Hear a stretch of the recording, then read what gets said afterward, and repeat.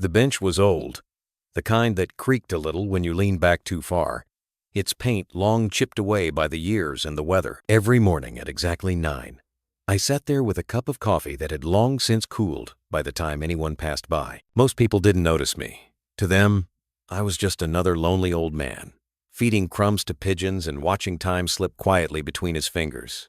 They didn't know that the park held my entire life story. That beneath my silence was something no one would ever expect from a man who looked like me. The young joggers would pass by with their earbuds in, mothers would push strollers, and sometimes teenagers would laugh a little too loudly as they crossed the park, glancing my way just to smirk at how slowly I moved. I didn't mind. I had lived long enough to understand that people only see what they want to see. They see wrinkles, and they assume fragility. They see gray hair, and they assume the story is over. But my story wasn't over. It was waiting, hidden in the small, weathered leather bag at my feet. It was a Thursday when the boy first approached me. He couldn't have been more than 12, messy hair, scraped knees, carrying a soccer ball that looked just as beaten as my bag. He stopped right in front of me, panting a little, then asked if I'd seen where his ball rolled. I nodded to the bushes beside the bench. "Right there," I said softly, my voice rusty from hours of silence. When he retrieved it, he noticed the faded tag hanging from my bag, a small, fraying piece of cloth with a red insignia stitched on it. His eyes narrowed, curious. "What's that?" he asked. I smiled faintly. "Something from a long time ago." He didn't press further, but his curiosity was lit. Kids can sense when an adult is hiding something, and he wasn't the only one who'd notice. By the end of that week, the whispers had begun. It started with small talk among the park regulars. "Who is that old man?" someone asked. "He's here every morning, just sitting there." Others chimed in, speculating, inventing harmless little stories. A retired teacher, a widower, maybe a man who'd lost his memory. It was amusing, really, how people needed to label what they couldn't understand. But then, something changed. That following Sunday, the boy returned, this time with his father. A tall man, mid-40s, with that cautious look people give when they think they're about to meet someone dangerous. He didn't say hello. He just pointed at my bag and asked, "Where did you get that?" I looked at him carefully. His tone wasn't casual. He knew the insignia. Not many people would. "Why do you ask?" I said. He hesitated before answering. "Because my father had one exactly like it, from the Special Forces unit in the 82nds. He said only a few were ever made." I felt my pulse quicken, though my face stayed calm. I hadn't heard that unit's name in decades, not since I'd promised myself never to say it again. "Maybe your father and I once served together," I said lightly. He studied my face, really studied it this time, and then something shifted in his eyes. Recognition. He didn't say anything more, just nodded slowly. His expression caught somewhere between disbelief and respect. Then, he guided his son away without another word. That was the beginning of the end of my anonymity. By the next morning, people looked at me differently. The same joggers who used to glance past now slowed down. The barista from the corner cafe handed me my coffee for free, smiling shyly as if she knew something she wasn't supposed to. I had spent 40 years keeping my secret buried, not out of shame, but out of exhaustion. Because when you've seen what I've seen, when you've done what I've done, silence becomes your only form of peace.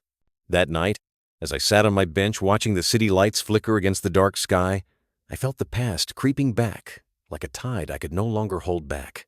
Memories I'd locked away began to surface. The missions, the faces, the night that changed everything. It had been 1983. The jungle air was thick, every breath heavy with the scent of danger. I was a part of something the world was never supposed to know about, a mission buried deep beneath classified files and official denials. We weren't heroes, though the newspapers later called us that. We were survivors. Some of us didn't even deserve that title. And yet, all those years later, here I was, an old man in a quiet park, haunted by ghosts who refused to die. When the boy came back the next morning, he didn't bring his soccer ball. He brought curiosity. He sat down beside me, careful not to say too much at first. Then finally he asked, "Were you really in the Army?" I looked at him for a moment. "Something like that." He grinned. "My dad said people like you are legends." I laughed quietly. Legends are just stories told by people who weren't there. He frowned, not fully understanding. And then, in that innocent way children have, he said, "You should tell me your story." I wanted to tell him no. I wanted to protect him from the truth, from the darkness behind the medals, the screams behind the silence. But something in his eyes reminded me of someone I once knew, a young soldier who never came back. And before I realized it, the words began to form. "All right," I said softly. "But it's not a happy story." The boy nodded, listening closely as I began to speak. My voice was slow at first, careful, like unlocking a door I'd sworn I'd never open again. I was your age when I first learned that courage doesn't mean not being afraid. It means being terrified and moving anyway. And sometimes it means losing everything just to keep one promise.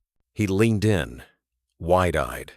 And as the morning sun began to climb higher, the park disappeared. The years vanished.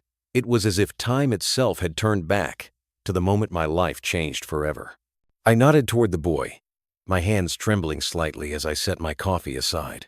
The years seemed to fall away as my mind drifted back to a place I had spent decades trying to forget. "It was 1983, I said slowly, the words tasting like rust. And the world looked very different then. I was 24, full of fire, and foolish enough to think I understood what honor meant." The boy didn't interrupt. He just sat there, listening like no one had ever listened to me before. Maybe that's what broke something open inside me. For 40 years, I had carried this alone, locked behind the quiet facade of an old man on a park bench. And now, it was spilling out. "My unit was small," I continued. "We weren't supposed to exist. Officially, we were nothing. Shadows in places where even light refused to reach. The mission was simple on paper. Retrieve a hostage and get out. But simple doesn't mean easy. And paper doesn't bleed." I could still smell it, the jungle. Damp earth, rot, and fear. You never forget that kind of fear. The kind that hums just under your skin. It sharpens everything. Every twig snap sounds like thunder. Every breath feels stolen. We were trained to move silently, to think 2 steps ahead. But nothing could prepare us for betrayal. "There was a man on my team," I said, my eyes drifting to the distance. "We called him Hawk. Quick, confident, the kind of soldier everyone followed without question. He had this way of making you believe everything would be fine, even when you knew it wouldn't. But trust—" I paused. "Trust can be a weapon." The boy tilted his head. "What do you mean?" I smiled faintly. "It means not every enemy wears a different uniform." We had walked into an ambush. Hawk knew. He had sold us out for something. Money, maybe, or safety. I never learned. What I do know is that of the 12 men who went into that jungle, only 2 came out alive, and one of them was me. I didn't tell the boy all the details.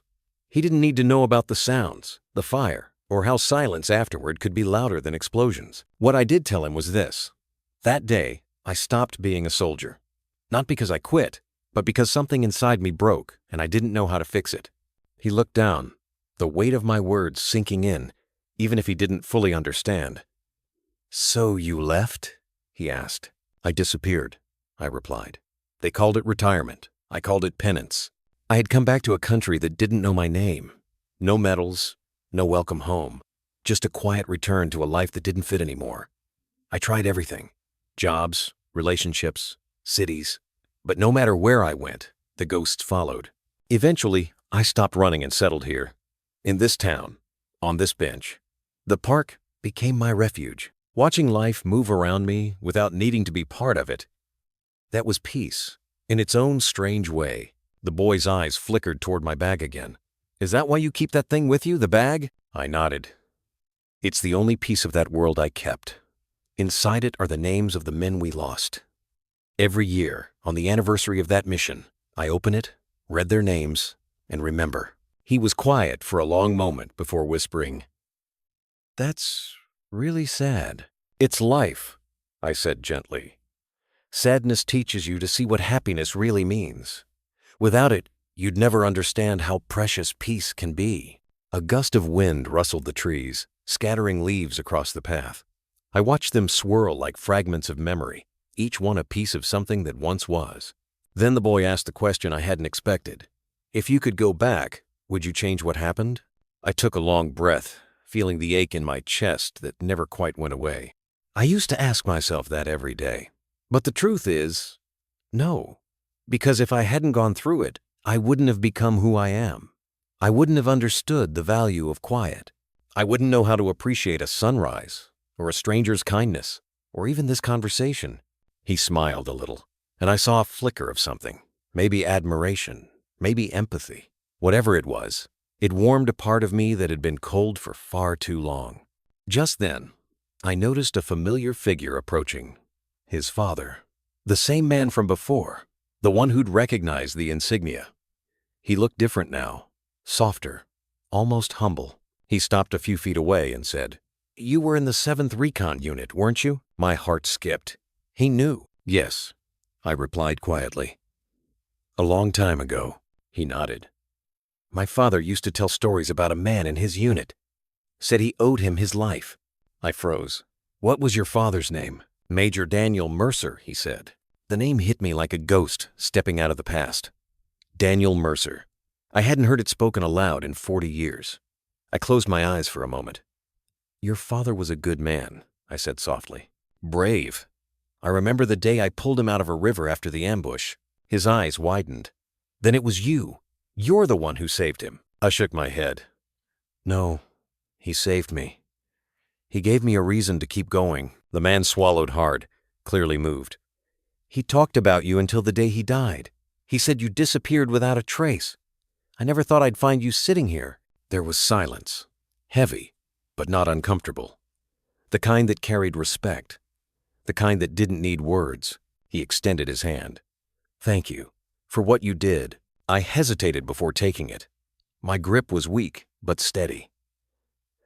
"You don't need to thank me," I said. "Just live a good life. That's thanks enough." As he walked away with his son, I felt something shift inside me. A small, quiet release. For the first time in decades, I wasn't just the old man on the bench. Someone had remembered. Someone had connected the pieces of who I was and who I'd become. That night, when I went home, I opened the bag again. The names were there, written in my younger handwriting. Smudged, faded, but still legible. I traced my fingers over each one and whispered them aloud, like a prayer. Then I added a new note. "Today, I met Daniel Mercer's son. He knows." Maybe that's enough. I closed the bag, placed it by the door, and for the first time in 40 years, I slept without dreams. When they left, I sat there for a long time, staring at the photo again.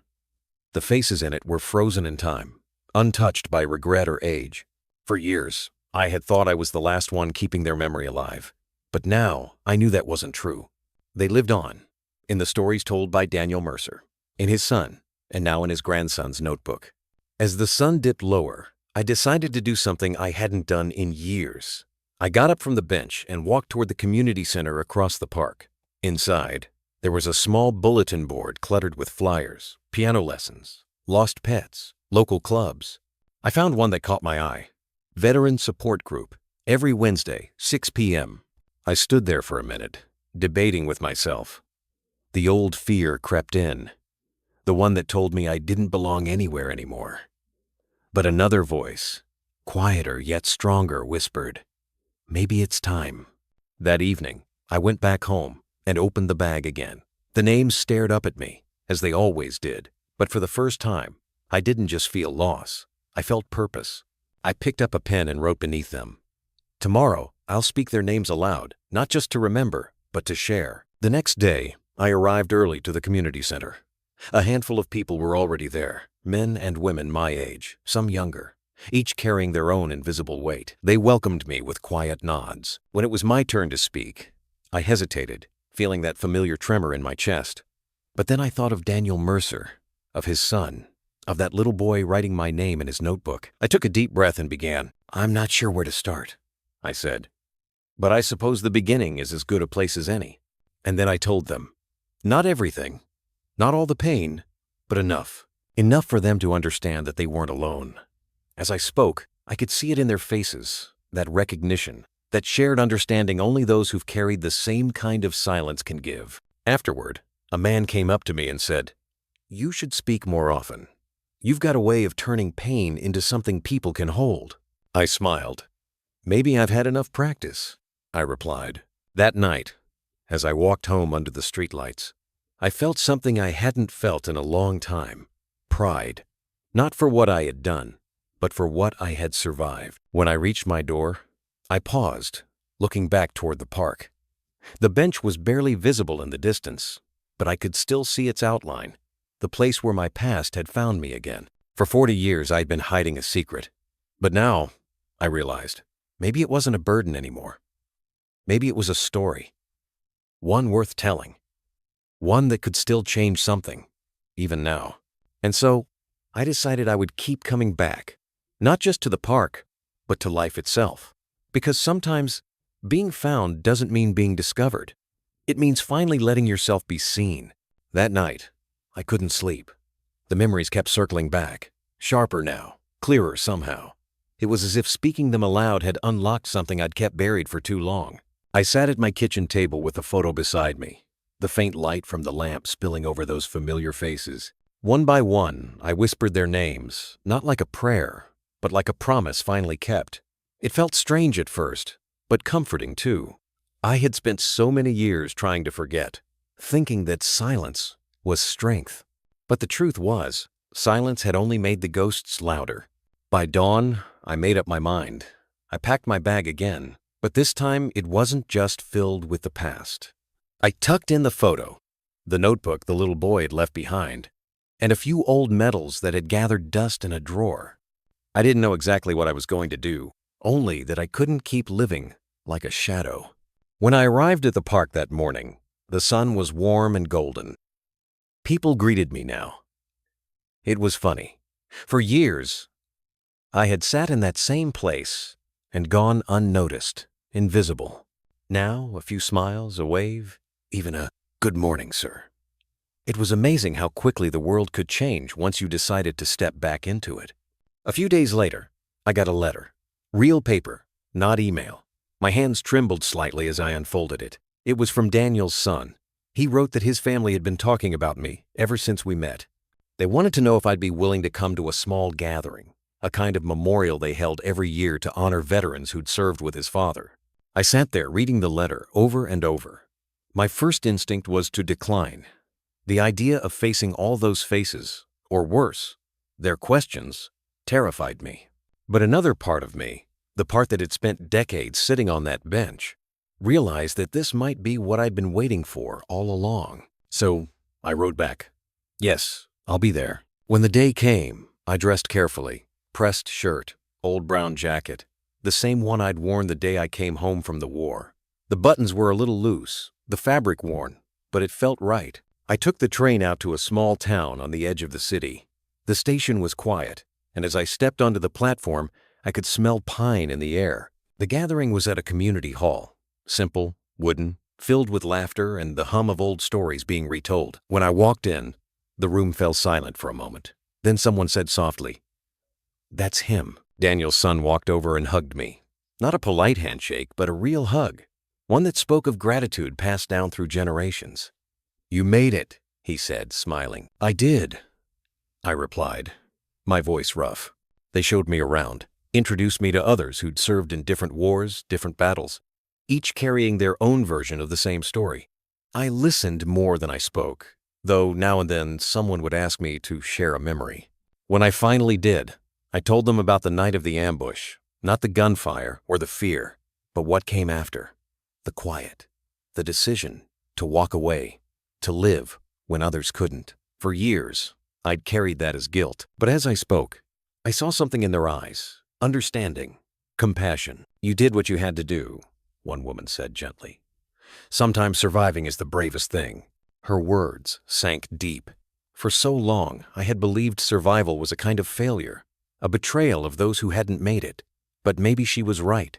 Maybe living was the only way to honor them. Later that evening, as people drifted home, Daniel's son pulled me aside. "There's something I want to show you," he said, leading me into a small side room. There, on a table, lay a thick book, its pages filled with photographs, letters, names, a record of the men from our unit, and at the front, taped neatly, was a photo of me. Not the one from the papers, but one from that same day, just before we went into battle. "I thought this was lost," I whispered. "My father kept it," he said. "He said one day, if he couldn't thank you himself, someone else would." For the first time in years, I felt tears spill freely. They weren't heavy this time. They were cleansing, a release. When I left the hall that night, the stars were bright above, the kind of brightness that makes the world feel big again. I walked slowly to the station, carrying the weight of memory, but it no longer felt like a burden. It felt like purpose. Over the next few weeks, I started volunteering at the Veterans Center. It began small, sorting mail, serving coffee, just being there. But soon, people began asking me to share my stories, to talk to younger veterans struggling to find their way. I didn't think I'd have the words, but once I started, they came easily. Stories about courage, yes, but also about loss, regret, and the long road back to living again. One young man told me, "I thought I'd never be the same after what I saw. But hearing you, it makes me think maybe that's okay. Maybe we don't have to be who we were before." I nodded. "You don't," I said. "You just have to keep moving forward, one quiet morning at a time." Those words stayed with him, and with me too. Sometimes, I'd still go back to the park bench. It wasn't out of habit anymore. It was out of gratitude. The people who once passed me by now stopped to chat. Some recognized me from the newspaper article that eventually came out. "Local veteran reunited with his past after 40 years. I hadn't wanted the attention, but I realized the story wasn't really about me. It was about what time can take from us and what it can still give back. One afternoon, the boy from before found me again. He handed me a copy of his school project, neatly stapled, titled, "The Man on the Bench." Inside were pictures of the park, a few old photos of me, and a line that made me smile through tears. He taught me that heroes aren't the ones who never fall, they're the ones who rise after they do. As I read it, I realized something, that maybe the secret I'd been hiding all these years wasn't about the war or the pain. It was about how, even after everything, life still finds a way to mean something. That night, as I walked home, I looked up at the stars again and whispered softly to the ones I'd lost. "You were right to believe in me. I just needed time to believe in myself, too." And for the first time in 4 decades, I felt truly free. The hospital smelled faintly of disinfectant and wilted flowers. The kind of smell that reminds you time doesn't stop for anyone, not even for men who once outran it. The steady beeping of machines filled the small room where I lay, sunlight slanting weakly through the blinds. It had been a week since the secret had gone public. Reporters had camped outside the hospital for days until the nurses chased them away. Some called me a hero, others a liar. I didn't care much for either label anymore. All I wanted was quiet. Mia came every morning, bringing coffee that she claimed was better than the hospital's. She'd sit by my bed, reading out loud from the letters people had sent. There were hundreds, strangers from all over the world. "You reminded me that doing the right thing matters," one said. "My grandfather fought too," read another. "But the one that made me cry was simple. I wish I'd met you sooner. Thank you for your silence." It was strange how decades of hiding could suddenly turn into a flood of voices wanting to thank me. I never did what I did for thanks. I did it because I couldn't live knowing I'd stayed quiet when others had fallen. And yet, hearing those words now filled some quiet corner of my heart I didn't know was still empty. One evening, as the sun turned the window gold, I heard a soft knock. When the door opened, a man in his 30s stepped inside, holding a worn leather bag. "Mr. Harris?" he asked gently. "I'm Daniel, Captain Brooks's grandson." My breath caught. Captain Brooks, my commanding officer, my friend, the man who'd saved my life 40 years ago. I motioned for Daniel to sit. He opened the bag and pulled out an old folded photograph. There we were, young, tired, covered in dust, grinning like fools. "Granddad talked about you," Daniel said. "He said you were the bravest man he ever knew." I felt my throat tighten. "Your grandfather was wrong," I whispered. "He was the brave one." Daniel smiled sadly. "Maybe you both were." He left me with the photo. I stared at it for a long time after he'd gone. The edges were worn, but the faces were clear. I could almost hear the laughter again. The distant rumble of trucks, the sound of a world that no longer existed. For the first time in decades, I let the tears fall freely, not for regret, but for gratitude. Days turned into weeks. My strength began to fade, but my mind wandered often to the park bench, that quiet little spot under the oak tree where it had all begun. One morning, Mia wheeled me there. The air was cool, the leaves just beginning to fall. She sat beside me in silence, letting the calm speak for us. People passed by. Some smiled politely. Others recognized me and whispered softly, as if afraid to disturb a fragile peace. A small boy ran past, chasing a red balloon. It slipped from his hand and floated upward, caught in the morning light. I watched it rise, higher and higher, until it disappeared into the clouds. "You ever wish things had gone differently?" Mia asked. I thought about it for a moment, then shook my head. "No," I said quietly. "If I'd chosen differently, I wouldn't be here. And I wouldn't have met you." She smiled, eyes glistening. "You changed more lives than you know." I chuckled softly. Maybe. Or maybe I just reminded people that one life can still mean something. The wind picked up, scattering leaves across the path. I closed my eyes, listening to the sound, the same rustle I'd heard every morning on that bench. The same sound that had comforted me when I thought no one ever would. In that moment, I realized something. I wasn't hiding anymore. I'd carried my secret for so long it had become a part of me. But now, it belonged to the world, to Mia, to Daniel, to anyone who ever sat alone wondering if what they did mattered. The next morning, Mia found the bench empty. On it lay a folded letter and the old photograph. The letter was short. "Mia, thank you for reminding an old man that life doesn't end when secrets are told. Promise me one thing. Keep sitting on this bench. Listen to the wind. It'll tell you stories if you let it. Arthur." They buried me beneath the oak tree a week later. Not because I was famous, but because that's where I'd lived my second life, the quiet one, the one that healed me. The town came out to say goodbye. Reporters too, but for once there were no questions, just silence, broken only by the soft rustle of leaves. Years passed. The bench grew older, worn by rain and memory. But every Sunday morning, a woman would sit there with a cup of coffee and a book. Sometimes, children stopped to ask what she was reading, and she'd tell them stories about courage, about choices, about an old man who'd once sat right there and changed her life. And sometimes, when the wind blew just right, she could almost swear she heard a low chuckle, a familiar voice whispering through the branches. "Told you the stories never end, kid." Because they don't. Even when time forgets your name, the echo of what you've done lingers in the hearts you've touched. And in the quiet corners of the world, on a park bench, under an old oak, that echo becomes a new beginning for someone else. That's the funny thing about secrets. When you finally let them go, they stop being a burden. They become a legacy.